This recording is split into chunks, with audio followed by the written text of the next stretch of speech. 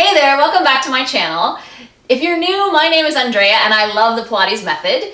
Welcome. Today I have a video that is part of the Struggle is Real series. It's a collaboration I'm doing with Lesley Logan, who is my Los Angeles colleague, and she has a business called Profitable Pilates. I will put a link to Lesley's video as well as to Lesley's YouTube channel in the box below.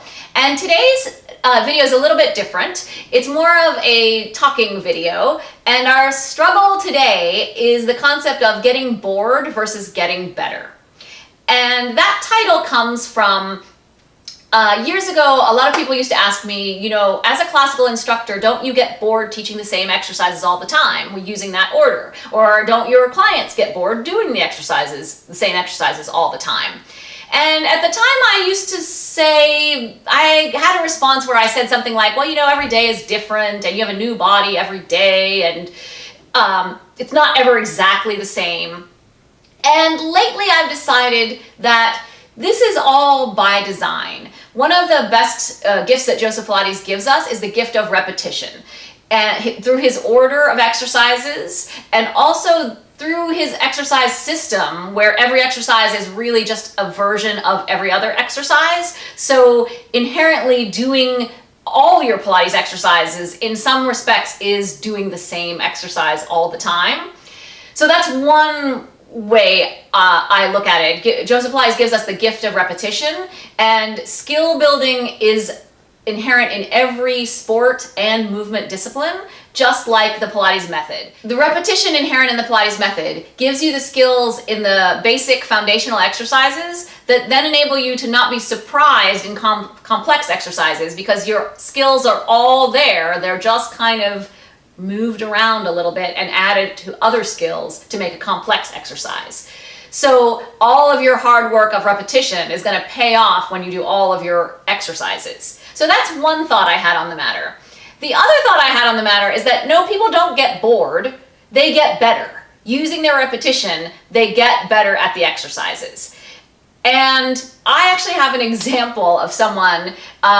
Jay taught us when I was in the work that when you're preparing someone in Pilates and you have a new person, to give them a selected group of exercises that they will do over and over and over again until they can do them with some sort of proficiency by themselves. They don't have to be perfect, but they need to know what they do, they need to move from one thing to the next, and they need to be able to remember what they do, because that's going to give them a foundation so that everything that you say and that they learn about those exercises, you're really doing your work for the future, because all of that preparation is going to pay off when you start giving them extra exercises. So I myself was a little bit daunted about that, because depending on who you're teaching, they may be amenable to learning and only doing what you tell them and being very obedient, but you know that you always get clients as well who have an idea of what they would like to do and who ask you to do things that maybe you wouldn't choose, or who aren't on the same page of learning what they do as you are and may take a little convincing or may not be the right fit and that sort of thing. So I have a client, let's call her Mary, and she started with me about June. I'm making this video in December, so she has been with me about 6 months, let's say. And she is someone who knew what kind of Pilates she wanted to do. She used to live on the East Coast in Philadelphia, and now she lives in California, where I am.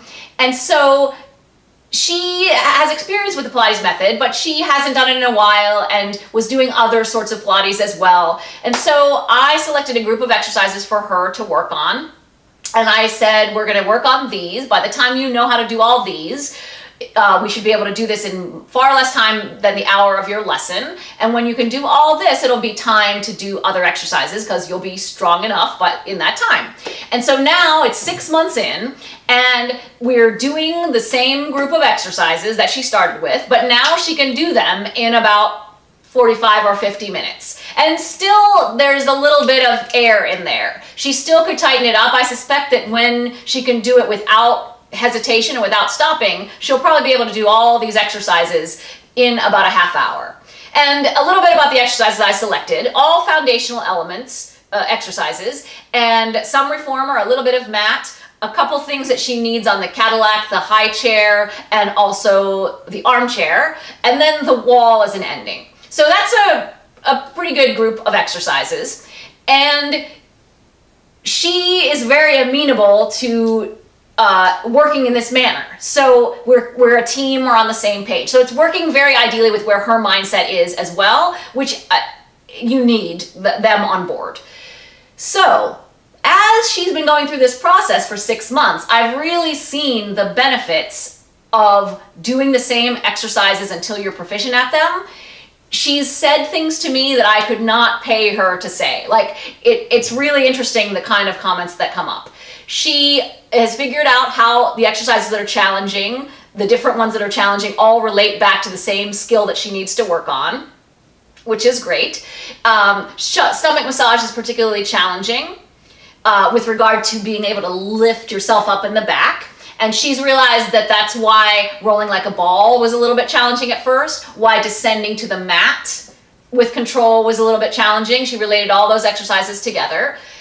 She can see her progress clearly because she sees the same exercises and her body over and over again. So it's very empowering and very motivating to her.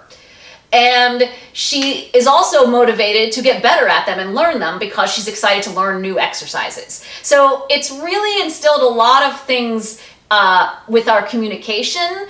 We have a sort of a language that we talk about things, and she knows what I mean when I refer to exercises and relate them to each other.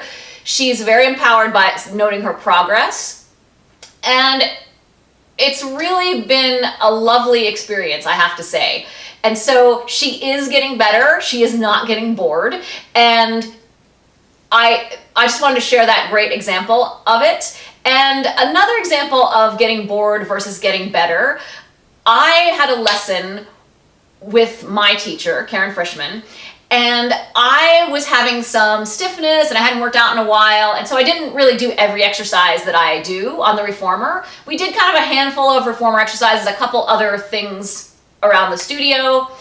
And after my lesson, I was on my computer and I saw just randomly that a colleague of mine had shared my reformer poster on Facebook, and I was responding to it. And seeing the image of all of the reformer exercises in front of me after just having my lesson and kind of feeling a new skill in my body as I was doing my lesson, I saw all the exercises in front of me and I thought, wow, I can't wait to try out my new skill that I've just learned in all of those exercises that I do, but I didn't do today.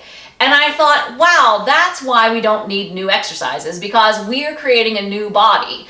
And so when we have our new body, we got to try it out in all the old familiar exercises that we do so that we can see how it goes and we can learn and further progress this new skill that we have. So I encourage you, especially the exercises that you don't like, but really all of your exercises, do them over and over and over again. Pick just a few exercises even that you struggle with or that are your favorites, or make a little grouping of exercises that you love, and then throw some things you hate in there and make a little Pilates package for yourself. And just do them over and over and over again each day, once a day. Maybe pick a time period, make 2 weeks, a month, 30 days. Make a time period for yourself. I've done this myself with small barrel exercises, with wounded chair exercises, with armchair exercises. It's amazing the amount of teaching the exercises can give us by just doing them over and over and over again. You may find you've done it like 10 days in a row, and on day 11 you're like, oh wait, I found something new. I've been doing it badly for 10 days and I didn't even know. And now I can do it better. So listen to the exercises, learn from your apparatus as well as your teachers, and thank you so much for today's video, for watching today's video. So if you like this kind of format of talking, please let me know in a comment below. If you have a question about this topic or a client that you're working on that seems reluctant to do the exercises that you want them to do, let me know about it. I'm sure I've had someone like that, and I am happy to share any experience that I have. Thank you so much for watching, and I will talk to you soon. Bye! Your center and lift yourself over. Once you're upside down, you're going to reach the legs open and closed. And then for Joe Pilates, you're going to keep rolling and you're going to stretch, kind of like spine stretch 3 times, and then you'll sit up again. So the Joe Pilates version has a little more of a rolling aspect that continues throughout. So you're gonna roll, open and close.